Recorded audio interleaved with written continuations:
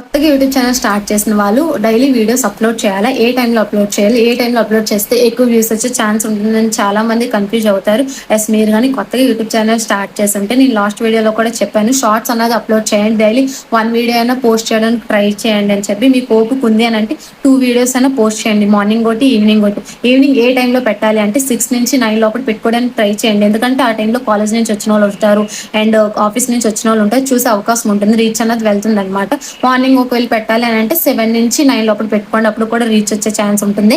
And చాలా మంది ఒక మిస్టేక్ చేస్తారు. ఈ రోజు ఈవినింగ్ అప్లోడ్ చేస్తారు, రేపు ఆఫ్టర్నూన్ అప్లోడ్ చేస్తారు, ఎల్లుండి నుంచి ఇంకా మార్నింగ్ అప్లోడ్ చేస్తారు. అలా చేయొద్దండి. అలా చేస్తే మీ ఆడియన్స్ కన్ఫ్యూజ్ అవుతారు. అండ్ మెయిన్గా యూట్యూబ్ ఆల్గరిథం కి తెలియదు అనమాట. అది వీడియోస్ పుష్ చేస్తుంది. కరెక్ట్ వీడియోని ఏ టైంకి పుష్ చేయాలో ఆ టైంకి పుష్ చేస్తుంది. మీరు అలా కానీ టైం లేకుండా ఏదో మీకు నచ్చిన టైంలో పెడితే మాత్రం అది కన్ఫ్యూజ్ అవుతుంది. ఏ టైంలో ఎవరికి చూపించాలా అని చెప్పి. సో అలా చేయదు. మీరు ముందే ఒక టైం అనేది ఫిక్స్ చేసుకోండి.